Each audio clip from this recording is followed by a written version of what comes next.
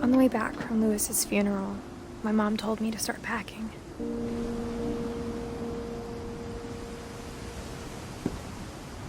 She waited until the day before we left to tell Edie.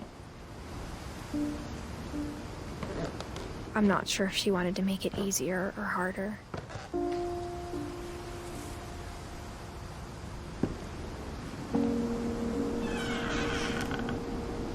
I wish we'd stayed.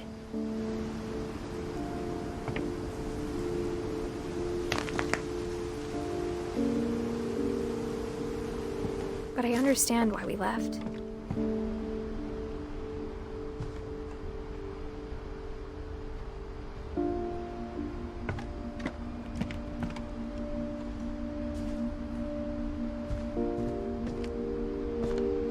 My mom ended up leaving everything behind.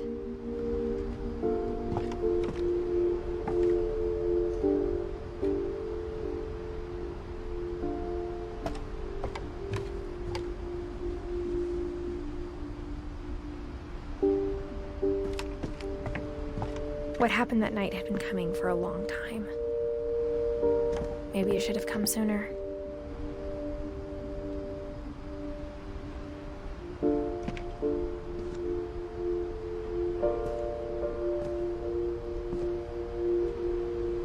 But it had to end one way or another. All that's left now is to tell you about that last night.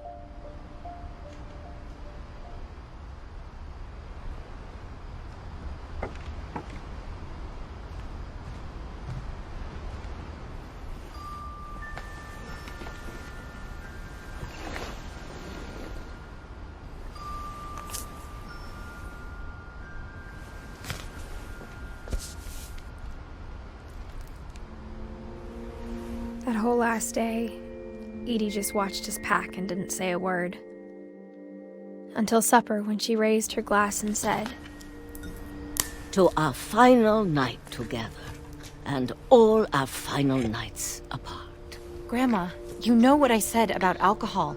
Some of your medications are very Edith, specific. I left a present for you in the hallway. Why don't you go open it?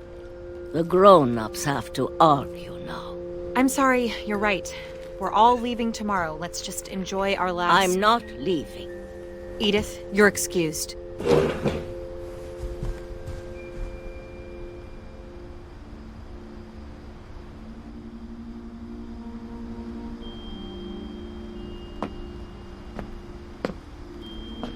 The power had been shut off that morning, but Edie always had plenty of candles.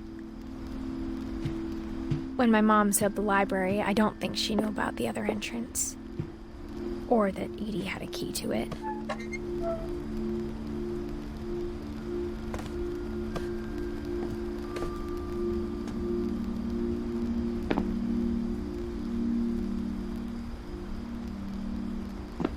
That thing you're afraid of isn't going to end when you leave the house.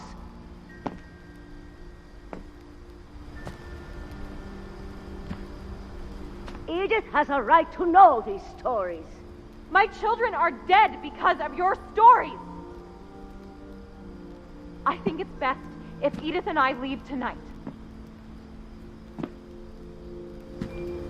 We'll have the nursing home send a van for you in the morning, okay?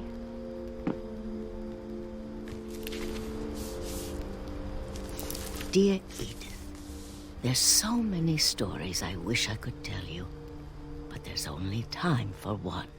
This is about what happened on the night you were born.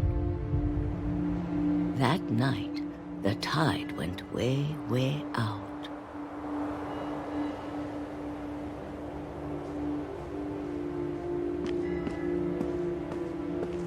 It was the first and last time I ever saw the old house aground.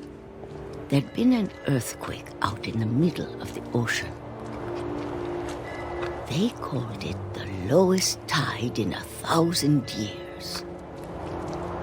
God, it smelled awful. You know, I've seen that house every day of my life.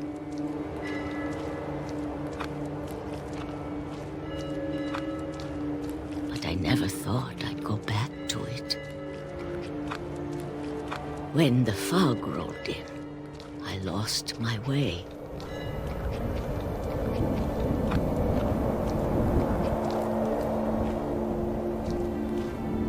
I got turned around.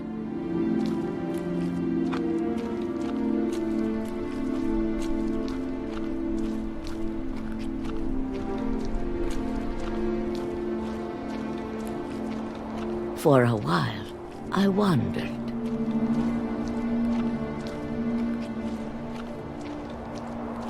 I started seeing things.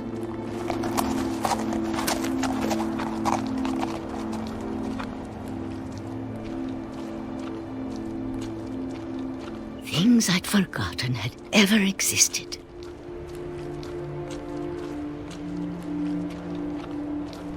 But when I saw them, they felt like old friends. That night, a lot of things came back to me. Or maybe I came back to them.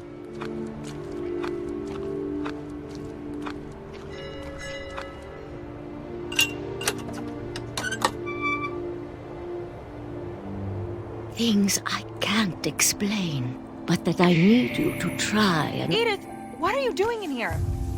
It's mine. Edith! Mom, you're gonna rip it! Let go! I kicked and screamed, but Mom dragged me to the car.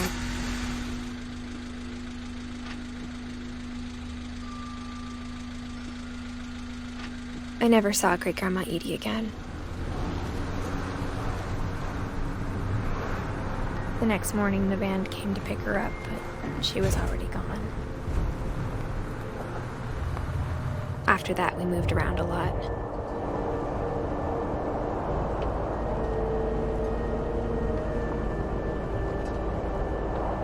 We both tried to make the best of it.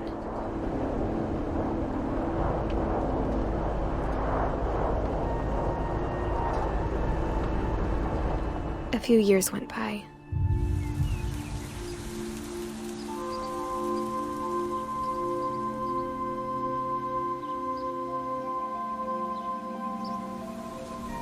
My mom didn't like to talk about it, but she started getting sick a lot. The rest happened pretty quickly. She got better for a while, and then she didn't. And then I was alone.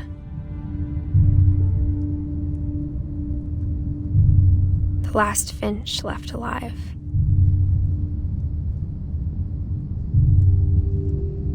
Until I found out about you. I'm still not sure what to tell you about all this.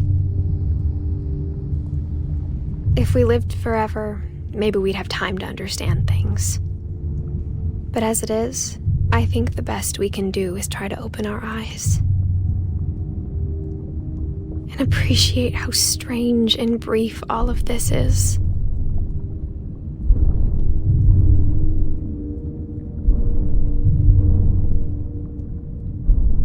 This journal was supposed to be for you. But now I hope you'll never see it. I just want to meet you and tell you all these stories myself. But I guess if you're reading this now, things didn't work out that way.